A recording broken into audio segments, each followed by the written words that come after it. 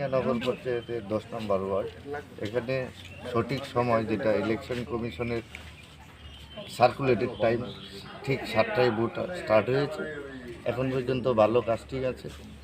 এই 10 মিনিট আগে পর্যন্ত 182 এখন কন্টিনিউ হচ্ছে।